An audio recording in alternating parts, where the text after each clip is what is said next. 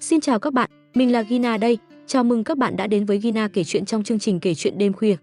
Đêm nay, khi ánh trăng mờ ảo ngoài kia đang thì thầm những bí mật, mình sẽ đưa các bạn bước vào một câu chuyện đầy drama và ngọt ngào, chim hoàng yến lật ngược kịch tình. Các bạn có bao giờ tự hỏi, làm sao một con chim hoàng yến nhỏ bé, sống trong lồng son xa hoa, lại có thể lật ngược cả một kịch bản định sẵn để trở thành nữ chính của đời mình? Cô ấy sẽ đối đầu với ai? Sẽ hy sinh những gì? Và liệu tình yêu thật sự có đủ sức phá vỡ mọi âm mưu? Đừng rời đi, vì câu chuyện này sẽ khiến bạn không thể ngừng tò mò. Hãy cùng mình chìm vào bóng tối của đêm khuya, nơi mọi bí mật sẽ được hé lộ. Bắt đầu thôi nào. Chương 1, chim hoàng yến lười biếng. Cuộc sống của tôi xoay quanh Hạ Hành Kiêu, người đàn ông giàu có nhất thành phố Bắc Kinh, người mà tôi gọi một cách thân thương là kim chủ của mình. Tôi sống như một con chim hoàng yến trong lồng son anh dựng lên, được nuôi dưỡng bằng những tấm thẻ đen không giới hạn và sự chiều chuộng đôi khi khiến tôi tự hỏi liệu mình có đang mơ không. Trên giường, tôi lười biếng như mèo con phơi nắng, hay than đau than mệt để trốn tránh những yêu cầu kỳ quái của anh. Nhưng cứ nhắc đến mua sắm, tôi lại hóa thành cơn gió, lao đi tiêu tiền của anh không chút do dự. Túi xách hàng hiệu, váy áo lộng lẫy, giày cao gót đắt đỏ, tất cả đều là chiến lợi phẩm tôi gom góp từ sự hào phóng ấy. Hôm ấy, ánh nắng tràn qua cửa sổ lớn của biệt thự Chiêm Hoài, chiếu lên chiếc giường king size phủ chăn lụa mềm mại nơi tôi đang cuộn tròn. Hạ Hành Kiêu vừa bước ra từ phòng tắm, mái tóc đen ướt át nhỏ nước xuống bờ vai rộng, đôi mắt sắc lạnh nhìn tôi đầy ẩn ý. Anh mặc chiếc áo sơ mi trắng phanh ngực, để lộ cơ thể săn chắc mà tôi đã quen thuộc đến từng đường nét. Nhưng hôm nay, ánh mắt anh có gì đó khác lạ, như thể đang âm thầm đánh giá tôi. Tịnh Ninh, em hóa trang thành nàng thỏ đi, anh lên tiếng, giọng trầm trầm mang theo chút ra lệnh. Tôi ngáp dài, lườm anh qua khóe mắt, trong lòng thầm nghĩ, hóa trang thành thỏ. Ban ngày ban mặt mà anh đã muốn làm mấy chuyện đó rồi sao? Đúng là phiền phức. Tôi lăn qua ôm lấy cánh tay anh, kéo anh xuống nằm cạnh mình, giọng nũng nịu quen thuộc vang lên, anh Hành Kiêu, em mệt lắm, eo mỏi chân đau, đến ngón tay cũng không muốn động nữa. Anh không đáp, chỉ dùng bàn tay to lớn bóp nhẹ eo tôi, lực vừa đủ để khiến tôi khẽ rùng mình. Hạ Hành Kiêu có sở thích kỳ lạ, anh thích để lại dấu vết trên người tôi, dấu ngón tay, dấu hôn, thậm chí cả dấu răng, như muốn tuyên bố tôi là của anh. Tôi nhăn mặt, nhưng trong lòng lại chẳng ghét nổi cái tính chiếm hữu ấy.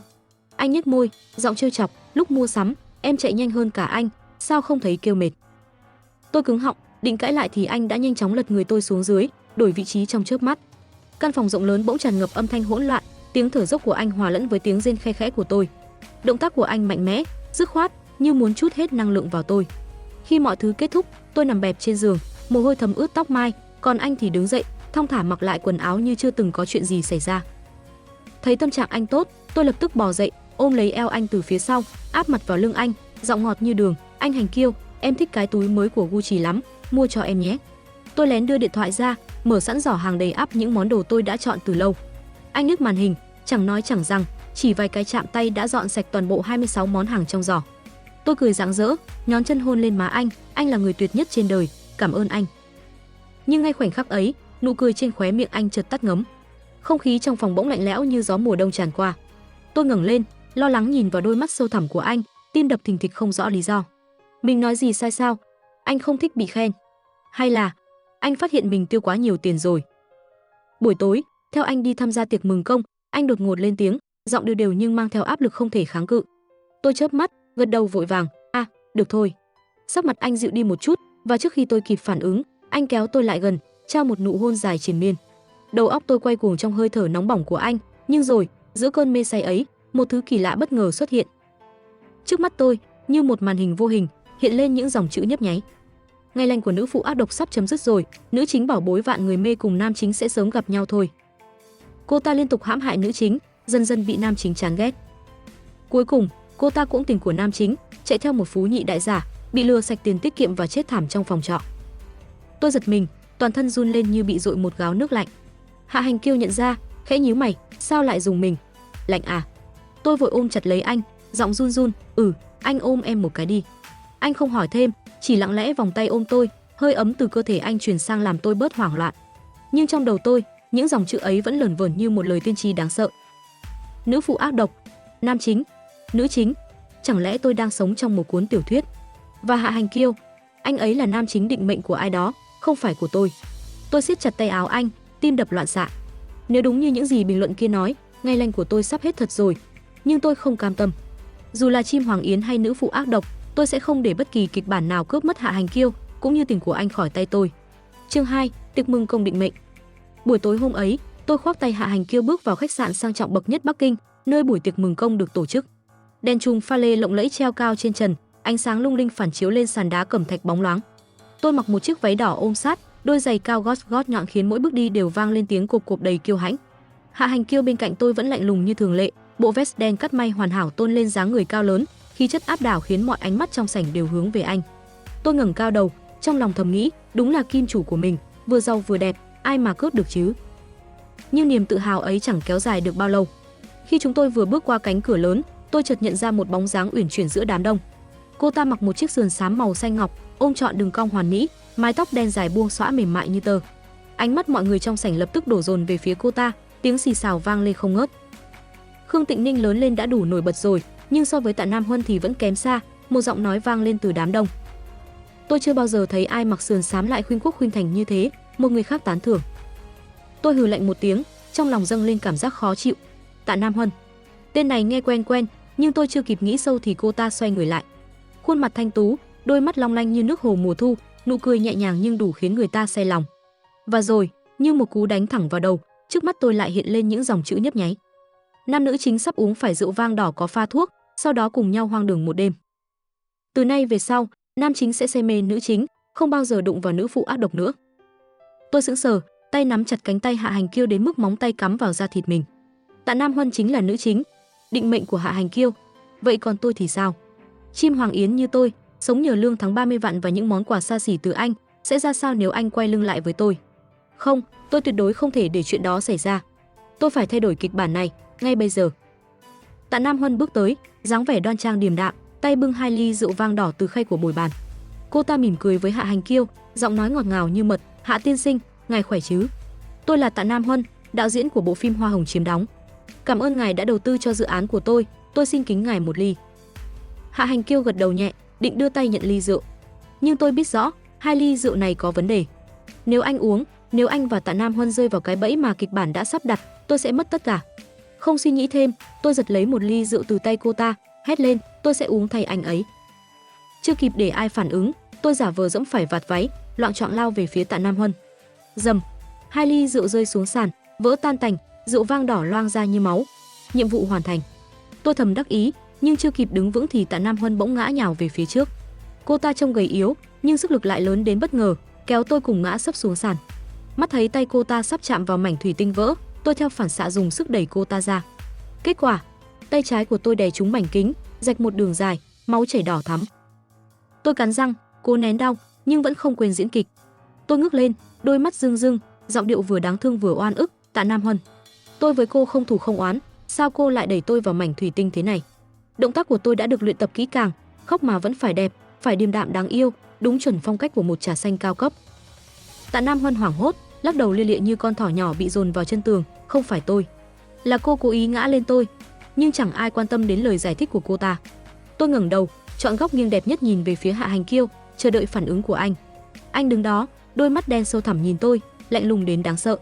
Một sự tức giận mà tôi chưa từng thấy bao giờ.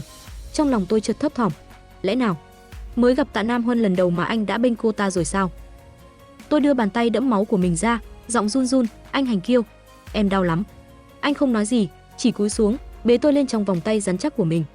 Tạ Nam Huân vội nắm lấy tay áo anh, định ngăn lại, "Hạ tiên sinh, ngài không nhìn ra là cô ta cố ý sao?" Nhưng Hạ Hành Kiêu chẳng thèm ngoảnh lại, sải bước đi thẳng vào phòng nghỉ, bỏ mặc cô ta đứng ngẩn ngơ với bàn tay chơi với trong không trung. Tôi liếc qua vai anh, nở một nụ cười đắc ý nhìn Tạ Nam Huân. Cô ta vẫn đứng đó, đôi mắt long lanh giờ đây ngập tràn thất vọng. Hạ Hành Kiêu đặt tôi xuống sofa trong phòng nghỉ, gọi bác sĩ mang hộp thuốc tới xử lý vết thương cho tôi. Anh ngồi cạnh, ánh mắt vẫn lạnh, nhưng tôi biết anh đang kìm nén điều gì đó. Một lúc sau, anh lên tiếng, giọng trầm như đá, "Tháng sau, trừ hết tiền tiêu vặt." Tôi trợn mắt, suýt nữa bật dậy, 30 vạn đó. Trời của tôi sụp rồi, dựa vào cái gì chứ? Anh liếc tôi, lạnh lùng đáp, "Để em nhớ lâu." Nhớ cái gì? Tôi bĩu môi, cố làm nũng. Em không muốn tôi uống rượu với cô ta, cứ nói thẳng, không cần làm tổn thương chính mình. Tôi ngẩn ra, anh biết hết rồi sao? Đúng là không thể qua mắt được Hạ Hành Kiêu, người đàn ông từng thắng trong cuộc chiến gia tộc khốc liệt, kẻ tàn nhẫn chẳng ngại giết chóc. Chút mánh khóe của tôi sao có thể thoát khỏi ánh mắt sắc bén của anh, nhưng tôi không hối hận. Nếu Tạ Nam Huân uống ly rượu kia, nếu kịch bản tiếp diễn, hai người họ sẽ dây dưa không rời. Tay trái bị thương đổi lấy việc phá hỏng đêm đầu tiên của họ, đáng giá. Tôi thở hắt ra, làm nũng thêm lần nữa, "Anh Hành Kiêu, vậy đưa 20 vạn thôi, được không?" Anh chẳng thèm trả lời, đứng dậy bước ra ngoài. Tôi vội vàng chạy theo, đôi giày cao gót cộp cộp trên sàn, quyết tâm không để anh có cơ hội quay lại sảnh tiệc mà tiếp xúc thêm với Tạ Nam Huân. Nhưng vừa bước ra khỏi phòng, tôi đã thấy cô ta đứng đó, đôi mắt đỏ hoe nhìn tôi như muốn ăn tươi nuốt sống. Cô cố ý đúng không? Tạ Nam Huân lên tiếng, giọng run run nhưng đầy oán hận. Cô muốn gây chú ý với Hạ tiên sinh nên mới làm ra cái trò đó. Tôi nhếch môi, khoanh tay trước ngực, giọng đầy mỉa mai, ồ, cô thông minh quá nhỉ. Nhưng mà cô nhìn xem, người anh ấy bế là tôi, không phải cô. Đáng tiếc thật. Mặt cô ta đỏ bừng, đôi tay siết chặt đến run rẩy. Tôi quay lưng bước đi, nhưng trong lòng lại dâng lên một cảm giác bất an. Những dòng chữ kia vẫn lởn vởn trong đầu tôi, nam chính sẽ say mê nữ chính, không bao giờ đụng vào nữ phụ ác độc nữa. Nếu đúng như vậy, nếu Hạ Hành Kiêu thật sự thuộc về Tạ Nam Huân, tôi sẽ mất tất cả, không chỉ anh, mà cả cuộc sống xa hoa tôi đã quen thuộc. Không, tôi không thể để chuyện đó xảy ra. Hạ Hành Kiêu đang đứng ở hành lang, lưng tựa vào tường, tay đút túi quần, dáng vẻ lạnh lùng nhưng đầy cuốn hút. Tôi chạy tới, ôm lấy cánh tay anh, giọng ngọt ngào, "Anh Hành Kiêu, em đói rồi, mình về nhà ăn khuya đi." Anh liếc tôi, ánh mắt dịu đi một chút, rồi gật đầu, "Ừ, về thôi." Trên đường về biệt thự Chiêm Hoài, tôi nép sát vào anh trong chiếc xe Bentley sang trọng, đầu óc quay cuồng với hàng tá suy nghĩ. Tạ Nam Huân là mối nguy hiểm lớn nhất của tôi lúc này. Cô ta không chỉ có hào quang nữ chính, mà còn có khả năng khiến Hạ Hành Kiêu rung động, ít nhất là theo cái kịch bản chết tiệt kia. Nhưng tôi sẽ không ngồi yên chờ chết. Tôi là Khương Tịnh Ninh, và dù có là nữ phụ ác độc đi nữa, tôi cũng sẽ khiến cả thế giới này phải xoay theo ý mình. Chương 3, Hoa hồng và rau cải. Mấy ngày sau buổi tiệc mừng công, cuộc sống của tôi ở biệt thự Chiêm Hoài bỗng chốc đảo lộn. Hạ Hành Kiêu tuyên bố một tin sét đánh, Tạ Nam Huân sẽ chuyển vào ở cùng chúng tôi. Lý do cô ta lấy ra một chiếc đồng hồ quả quýt cũ kỹ, kể một câu chuyện cảm động rằng 7 năm trước cô đã cứu anh khi anh bị thương nặng, và anh từng hứa sẽ đáp lại cô một yêu cầu. Tôi muốn ở nhờ biệt thự Chiêm Hoài, cô ta nói, giọng ngọt ngào nhưng đầy kiên định. Hạ Hành Kiêu gật đầu, được. Chỉ một từ ngắn gọn, nhưng đủ khiến tim tôi thất lại. Tôi đứng đó, tay siết chặt thành nắm đấm, nhìn Tạ Nam Huân bước vào nhà với dáng vẻ đoan trang như nữ chủ nhân thực thụ. Cô ta mặc váy trắng tinh khôi, mái tóc đen buông dài, nụ cười nhẹ nhàng như ánh trăng rằm. Còn tôi cảm thấy mình giống một con chim hoàng yến bị đe dọa, lồng son sắp bị kẻ khác cướp mất. Nhưng trên mặt, tôi vẫn cười hì hì, gật đầu với Hạ Hành Kiêu, biết rồi, em sẽ sắp xếp phòng cho Tạ tiểu thư. Anh liếc tôi, ánh mắt sâu thẳm như muốn nói, đừng giở trò. Tôi nhún vai, trong lòng thầm nhủ, giở trò thì đã sao? Tôi không để cô ta cướp kim chủ của mình dễ dàng thế đâu. Nhưng chưa kịp nghĩ ra kế hoạch gì, Tạ Nam Huân đã nhanh chân hành động. Sáng hôm sau, tôi bước ra sân sau, nơi tôi tỉ mỉ trồng những luống rau cải trắng mọng nước, thì phát hiện một cảnh tượng kinh hoàng. Rau của tôi bị đào lên hết, thay vào đó là những bụi hoa hồng đỏ rực kiêu sa. Người làm trong nhà đứng đầy sân, tay cầm sẻng, còn Tạ Nam Huân thì đứng giữa bụi hoa, mỉm cười rạng rỡ. Tôi nổi điên, lao xuống cầu thang, đôi dép lê vỗ bẹp bẹp trên sàn gỗ. Cô làm gì vậy? Tôi hét lên, chỉ tay vào đống rau cải bị ném lăn lóc bên cạnh. Đây là vườn rau của tôi, cô dám đào lên trồng hoa? Tạ Nam Huân quay lại, đôi mắt long lanh nhìn tôi, giọng nhẹ nhàng như gió thoảng, biệt thự cao cấp thế này, trồng rau trong sân thật không đủ phong nhã. Cô xem, hoa hồng Galos này đẹp biết bao. Đẹp cái nữa gì? Tôi thích trồng rau, đất màu mỡ thế này mà không trồng rau thì phí quá. Nhưng tôi chưa kịp phản bác, cô ta đã bước tới, hái một bông hoa hồng đỏ thắm, cài lên tóc mai tôi. Tịnh Ninh, đừng nóng giận, cô ta nói, giọng ngọt đến phát ngấy. Cô đứng giữa bụi hoa, tôi chụp cho cô một bức ảnh thật đẹp nhé. Tôi nghiến răng, tay nắm chặt bông hoa, rồi quay sang người làm, hái hết hoa này cho tôi, làm thành bánh hoa tươi ngay lập tức. Tạ Nam Huân hoảng hốt, lao tới nắm tay tôi, hốc mắt đỏ hoe, dừng lại, đừng động vào hoa của tôi. Tôi hất tay cô ta ra, chẳng buồn dùng sức, nhưng cô ta lại loạng choạng ngã nhào vào hòn núi giả cạnh đó. Dầm, đầu cô ta đập vào đá, máu chảy xuống trán, nhỏ từng giọt đỏ tươi xuống chiếc váy trắng. Tôi đứng hình, tim đập thình thịch, không phải vì sợ mà vì bất ngờ. Cô ta yếu ớt thế sao? Nhưng rồi tôi thấy cô ta ngước lên, đôi mắt đẫm lệ nhìn về phía sau tôi, giọng yếu ớt nhưng đầy ý tứ, Hạ tiên sinh, hoa năm đó anh không kịp nhìn. Tôi đã trồng xong cho anh rồi. Anh đừng trách Tịnh Ninh, cô ấy không cố ý đẩy tôi, là tôi không đứng vững. Tôi quay lại, thấy Hạ Hành Kiêu đứng đó từ bao giờ, ánh mắt anh lướt qua bông hoa trên tóc tôi, rồi dừng lại ở Tạ Nam Huân. Anh khẽ nói, hoa này, quả thật rất đẹp. Tim tôi nhói lên, giữa họ có kỷ niệm gì sao? Một cảm giác ghen tuông cháy bỏng trào dâng trong lòng, tôi siết chặt tay, móng tay cắm vào da thịt. Hạ Hành Kiêu đích thân đỡ Tạ Nam Huân dậy, đưa cô ta đến bệnh viện. Tôi ngồi lại trong phòng khách, lòng không yên, tay cầm cốc trà nóng mà chẳng buồn uống. Tiếng động cơ xe vang lên ngoài sân, tôi chạy ra, trốn sau rèm cửa sổ nhìn lén. Tạ Nam Huân bước xuống xe, đầu quấn băng gạc trắng, dáng vẻ lảo đảo ngã vào lòng Hạ Hành Kiêu. Anh gọi tài xế đỡ cô ta, rồi cầm một chiếc hộp bước vào nhà. Anh đưa hộp cho tôi, đây.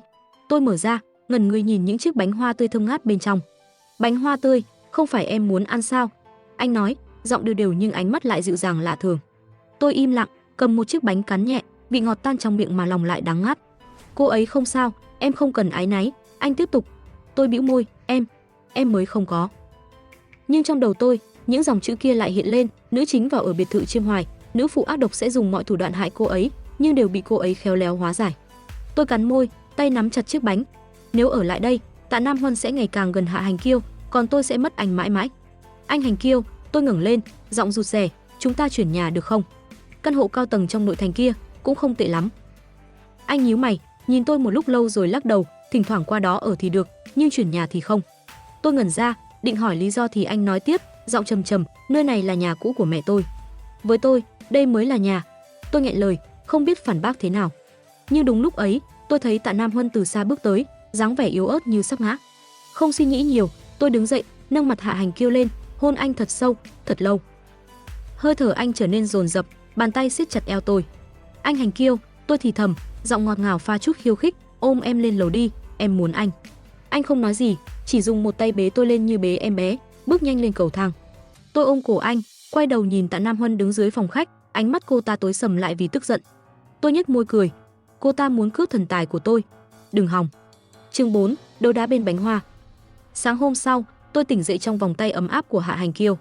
Ánh nắng xuyên qua rèm lụa trắng, chiếu lên gương mặt anh, đôi mắt nhắm nghiền, hàng mi dài khẽ run và đường nét sắc sảo như được tạc từ đá cẩm thạch. Tôi nằm yên, ngắm anh một lúc, trong lòng thầm nghĩ, đẹp trai thế này, giàu có thế này, sao tôi có thể để Tạ Nam Huân cướp mất chứ?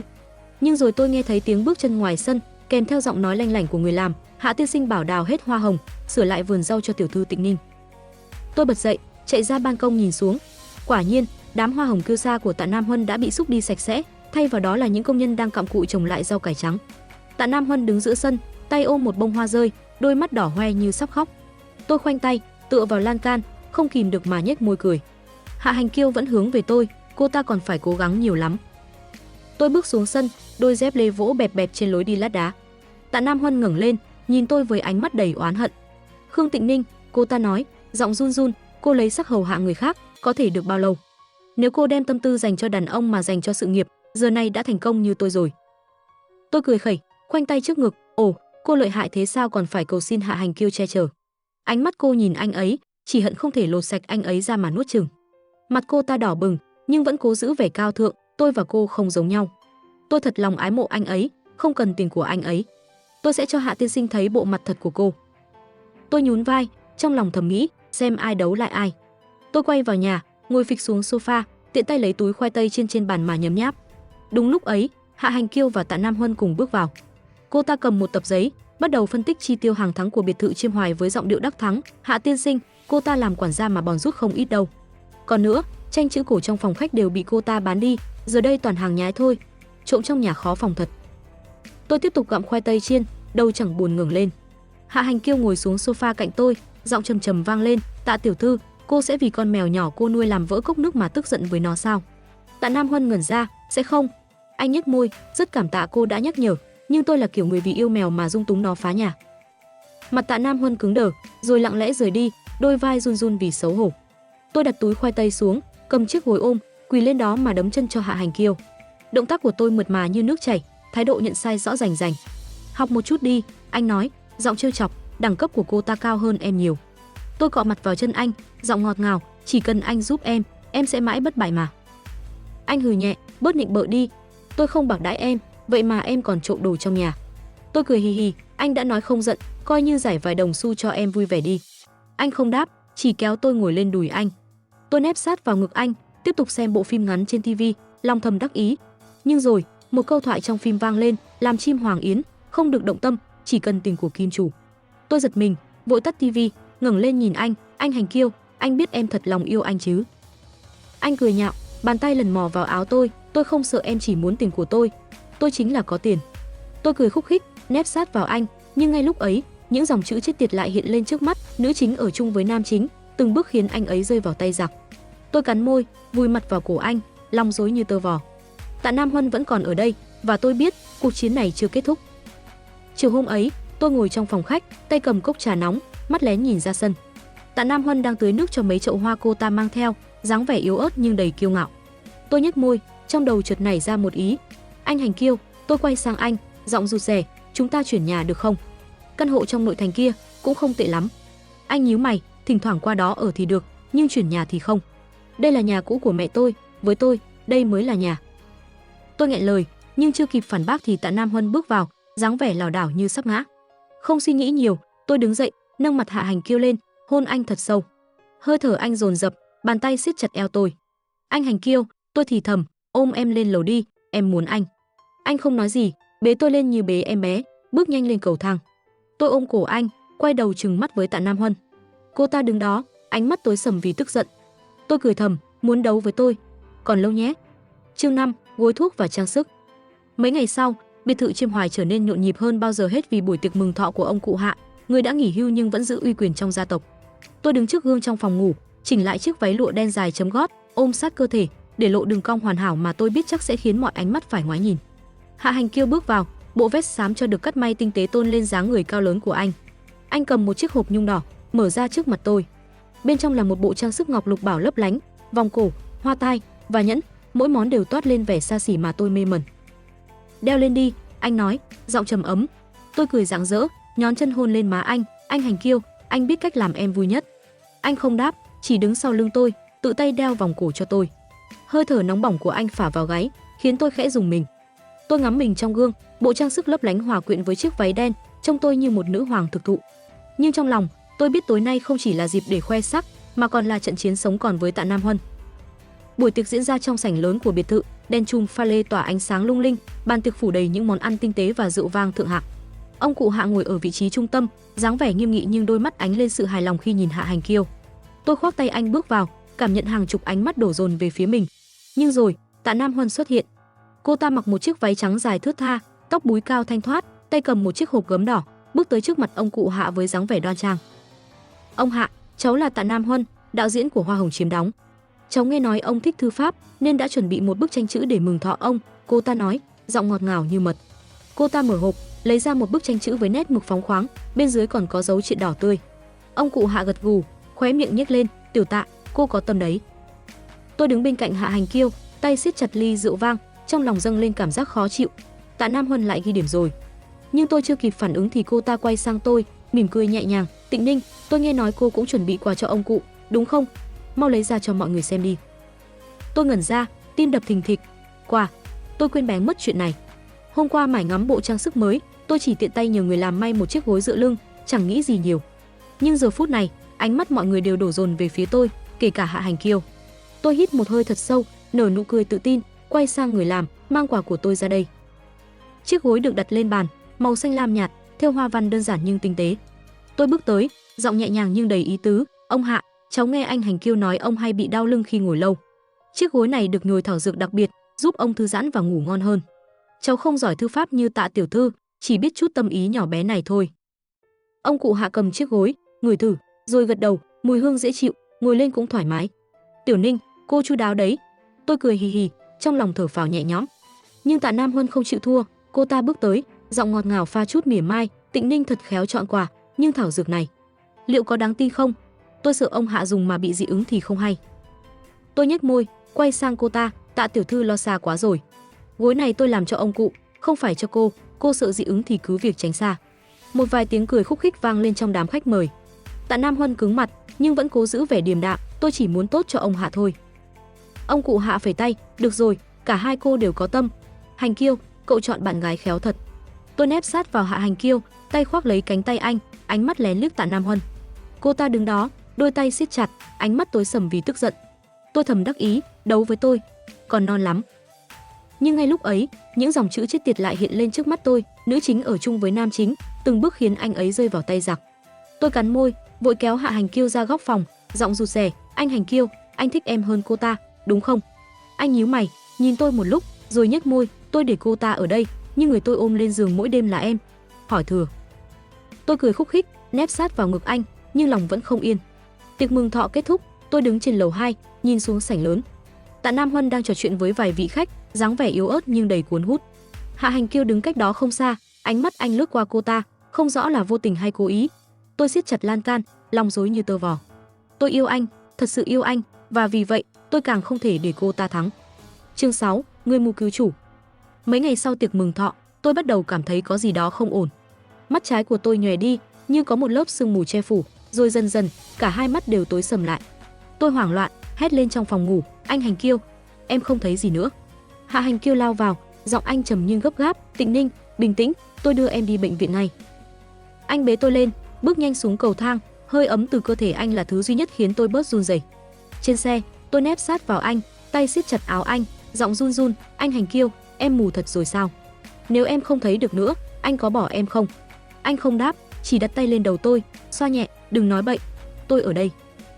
Bác sĩ kiểm tra xong, kết luận tôi bị mù tạm thời do áp lực thần kinh và một chất lạ trong cơ thể, có thể từ vụ va chạm ở tiệc mừng công. Cô ấy cần nghỉ ngơi, vài tuần sẽ hồi phục, bác sĩ nói. Hạ Hành Kiêu gật đầu, nhưng tôi thấy giọng anh lạnh đi, "Chất lạ. Điều tra cho rõ." Tôi nằm trên giường bệnh, lòng rối như tơ vò. Chất lạ? Lẽ nào là Tạ Nam Huân? Nhưng tôi không có bằng chứng, chỉ biết rằng cô ta đang ở biệt thự Chiêm Hoài, gần anh hơn bao giờ hết. Vài ngày sau, tôi trở về nhà, mắt vẫn không thấy gì.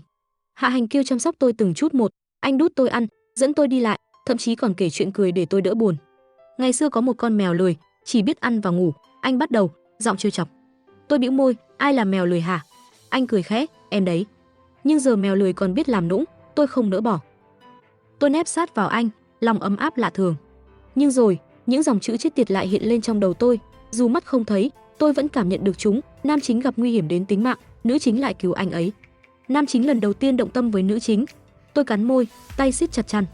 Nếu Tạ Nam Huân cứu anh, tôi sẽ mất anh mãi mãi. Không, tôi phải là người bảo vệ anh. Đêm đó, Hạ Hành Kiêu nhận được một cuộc gọi gấp từ trợ lý. "Hạ tổng, có kẻ đột nhập câu lạc bộ tư nhân ở ngoại ô, chúng muốn gặp ngài." Anh đứng dậy, giọng lạnh băng, "Tôi đến ngay." Tôi hoảng hốt, nắm lấy tay anh, "Anh Hành Kiêu, đừng đi, nguy hiểm lắm."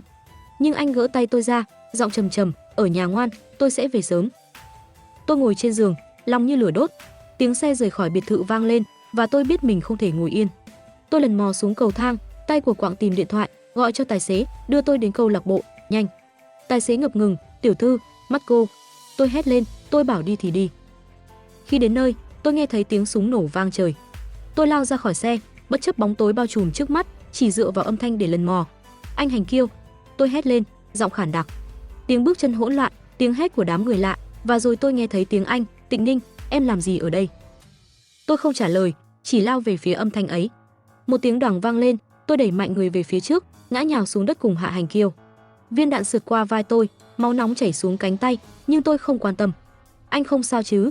Tôi thì thào, tay của quạng tìm anh. Anh ôm chặt tôi, giọng run run hiếm thấy, "Đồ ngốc, em bị điên à?" Tiếng súng dần im bặt, vệ sĩ của anh đã khống chế được đám người kia. Hạ Hành Kiêu bế tôi lên, bước nhanh ra xe, giọng anh gầm lên với tài xế, "Đến bệnh viện, ngay." Trên xe, tôi nép sát vào anh, máu từ vai thấm đỏ áo, nhưng tôi chỉ cười yếu ớt, "Anh Hành Kiêu, em cứu anh rồi. Anh phải thưởng cho em." Anh không đáp, chỉ siết chặt tôi hơn, hơi thở dồn dập phả vào tóc tôi. Ở bệnh viện, bác sĩ băng bó vết thương cho tôi, nói rằng viên đạn chỉ sượt qua, không nguy hiểm. Hạ Hành Kiêu ngồi cạnh giường, ánh mắt anh tối sầm, bàn tay nắm chặt tay tôi đến mức tôi khẽ nhăn mặt. "Sao em lại đến đó?" Anh hỏi, giọng trầm nhưng đầy áp lực. Tôi cười hì hì, giọng yếu ớt, "Em sợ anh gặp nguy hiểm, sợ mất anh." Anh im lặng một lúc lâu, rồi cúi xuống, hôn lên trán tôi. Nụ hôn nhẹ nhàng nhưng ấm áp, như muốn nói điều gì đó mà anh không thốt thành lời. "Nghỉ ngơi đi," anh thì thầm, "tôi không để em xảy ra chuyện nữa."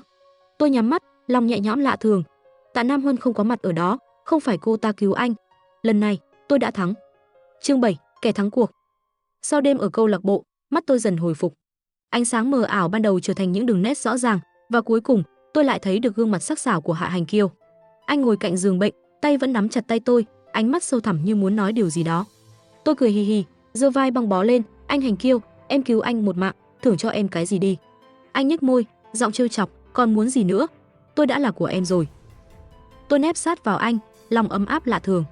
Nhưng trong đầu, tôi vẫn không quên Tạ Nam Huân. Cô ta vẫn ở biệt thự Chiêm Hoài, vẫn là cái gai trong mắt tôi. Tôi biết, nếu không loại bỏ cô ta hoàn toàn, kịch bản chết tiệt kia vẫn có thể quay lại bất cứ lúc nào. Và rồi, cơ hội đến nhanh hơn tôi tưởng. Hạ Hành Kiêu bắt đầu điều tra vụ tấn công ở câu lạc bộ. Anh ngồi trong phòng làm việc, tay lật từng trang tài liệu, giọng lạnh băng khi nói với trợ lý, "Tìm ra kẻ đứng sau, không bỏ sót ai." Tôi đứng ngoài cửa, lén nghe, tim đập thình thịch. Những dòng chữ lại hiện lên trước mắt, nữ phụ ác độc bị nam chính phát hiện âm mưu, bị đuổi khỏi nhà. Tôi cắn môi, trong lòng thầm nhủ, không, lần này tôi sẽ là người lật ngược tình thế. Vài ngày sau, trợ lý bước vào, đặt một tập hồ sơ lên bàn Hạ Hành Kiêu. Hạ tổng, kẻ chủ mưu là Giang Tuẫn, một đối thủ cũ của ngài. Nhưng có dấu hiệu cho thấy Tạ Nam Huân liên quan. Cô ta từng gặp Giang Tuẫn trước vụ tấn công và có người thấy cô ta đưa tiền cho hắn. Tôi đứng sau rèm, tay siết chặt vạt áo, lòng mừng như mở cờ. Tạ Nam Huân, cô tự đào hố chôn mình rồi. Hạ Hành Kiêu lật hồ sơ, ánh mắt anh tối sầm lại. Gọi cô ta đến đây, anh ra lệnh. Tạ Nam Huân bước vào, dáng vẻ yếu ớt như thường lệ, đôi mắt long lanh nhìn anh. Hạ tiên sinh, ngài tìm tôi có việc gì? Anh đẩy tập hồ sơ về phía cô ta, giọng lạnh như băng, giải thích đi. Cô ta tái mặt, tay run run lật từng trang giấy. Không phải tôi bị vu oan. Cô ta hét lên, giọng lạc đi. Nhưng Hạ Hành Kiêu không dao động. Cô cứu tôi 7 năm trước, tôi cho cô ở đây để trả ơn. Nhưng cô dám cấu kết với kẻ thù hại tôi, còn khiến Tịnh Ninh bị thương. Cô nghĩ tôi mù à? Tạ Nam Huân quỳ xuống, nước mắt lăn dài. Hạ tiên sinh, tôi thật lòng ái mộ ngài. Là Giang Tuẫn ép tôi không có lựa chọn. Tôi bước ra từ sau rèm, khoanh tay trước ngực, giọng mỉa mai. Ồ, cô thật đáng thương nhỉ. Nhưng cô nhìn xem, người đứng cạnh anh ấy là tôi, không phải cô. Cô ta ngẩng lên, ánh mắt đầy oán hận, nhưng Hạ Hành Kiêu đã phẩy tay. Đi đi, từ giờ đừng xuất hiện trước mặt tôi nữa. Tạ Nam Huân lảo đảo đứng dậy, đôi vai run rẩy, rồi rời khỏi biệt thự với vali trong tay. Tôi đứng bên cửa sổ, nhìn cô ta bước lên xe, lòng nhẹ nhõm như chút được gánh nặng. Những dòng chữ kia không còn hiện lên nữa, kịch bản đã bị tôi phá vỡ hoàn toàn. Hạ Hành Kiêu bước tới, vòng tay ôm tôi từ phía sau.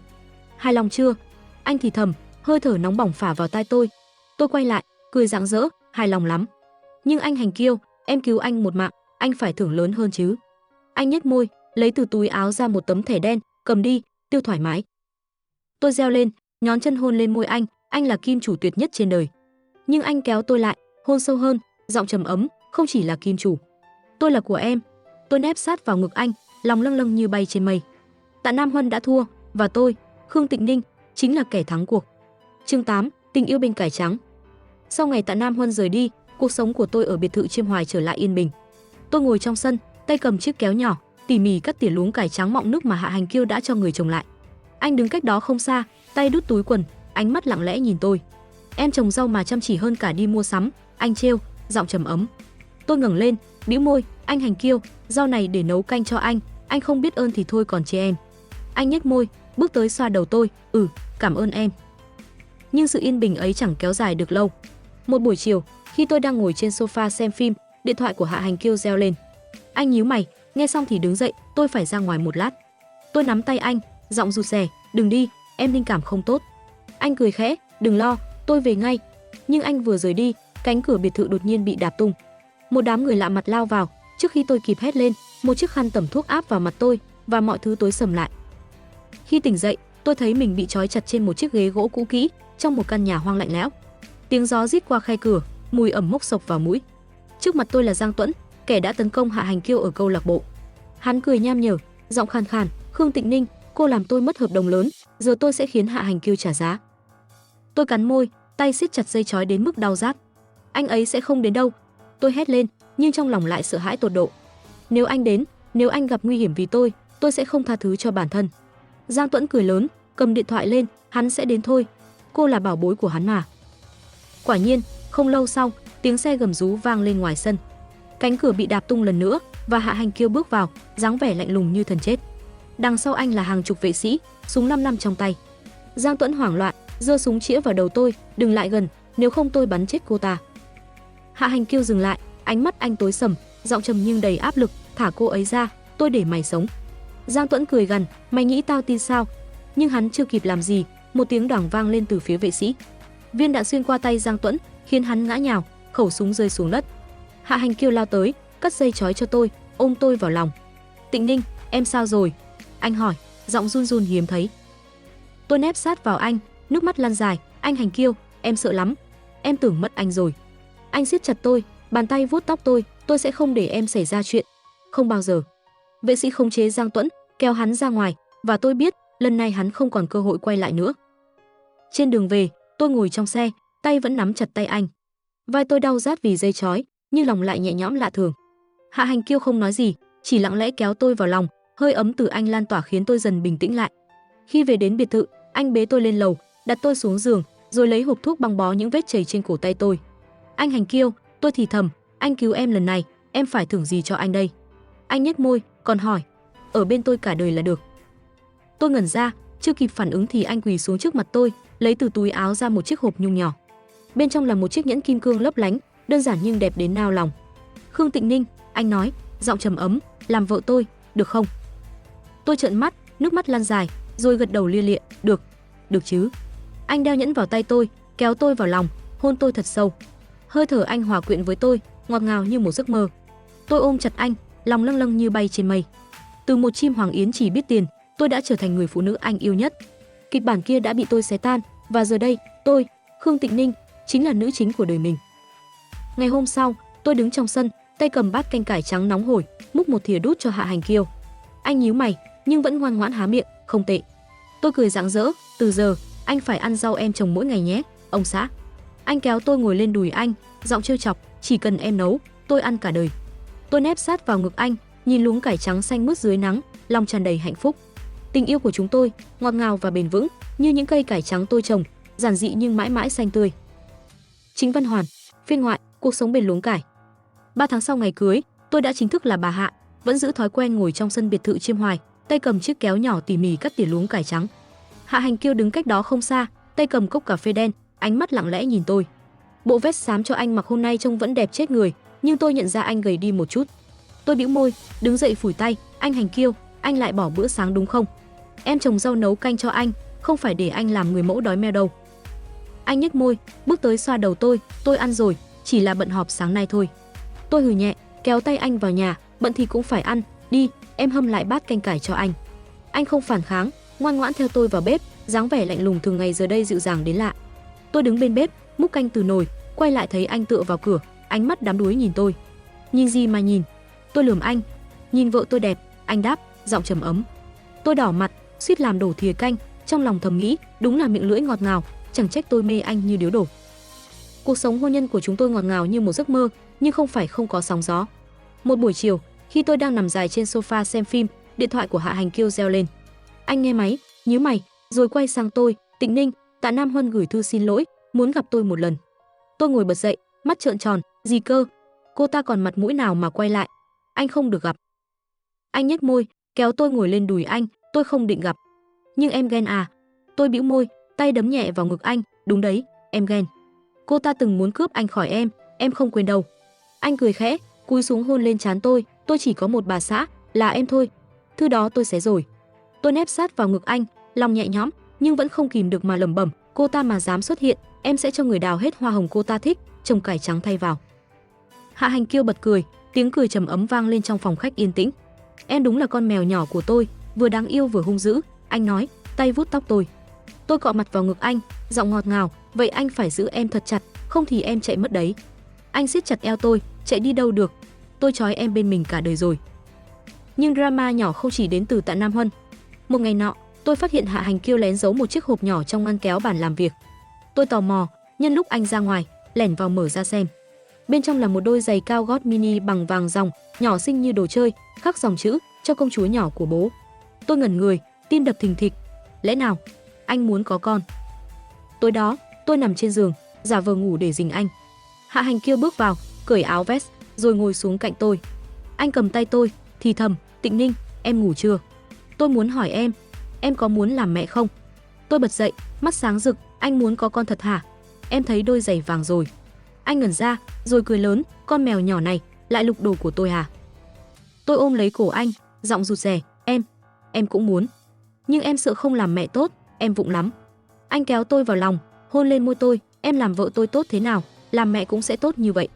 Tôi tin em. Tôi nép sát vào anh, nước mắt lăn dài vì hạnh phúc. Từ một chim hoàng yến chỉ biết tiền, tôi giờ đây là vợ anh và sắp trở thành mẹ của con anh. Cuộc đời tôi đúng là một phép màu. Sáng hôm sau, tôi đứng trong sân, tay cầm bình tưới, chăm chút cho luống cải trắng. Hạ Hành Kiêu bước ra, ôm tôi từ phía sau, canh cải của em, tôi nghiện mất rồi. Tôi quay lại, cười rạng rỡ, vậy anh phải ăn cả đời nhé, ông xã. Anh gật đầu, cúi xuống hôn tôi dưới ánh nắng dịu dàng. Luống cải trắng xanh mướt khẽ đung đưa trong gió, như chứng kiến tình yêu của chúng tôi, giản dị, bền vững và mãi mãi ngọt ngào. Toàn Văn Hoàn. Vậy là câu chuyện chim hoàng yến lật ngược kịch tình đã khép lại trong chương trình kể chuyện đêm khuya của Gina kể chuyện. Các bạn thấy sao? Liệu Khương Tịnh Ninh có xứng đáng với cái kết viên mãn bên Hạ Hành Kiêu? Hay vẫn còn những bí mật nào đó chưa được bật mí? Đừng quên để lại cảm nghĩ của bạn ở phần bình luận nhé. Mình rất muốn nghe suy nghĩ của các bạn. Nếu bạn yêu thích câu chuyện này, hãy nhấn like, đăng ký kênh và bật chuông thông báo để không bỏ lỡ những đêm khuya đầy cảm xúc tiếp theo cùng Gina. Đêm đã sâu, hãy tắt đèn, nhắm mắt và để những giấc mơ dẫn lối. Chúc các bạn ngủ ngon, hẹn gặp lại trong câu chuyện tiếp theo. Mình là Gina, tạm biệt.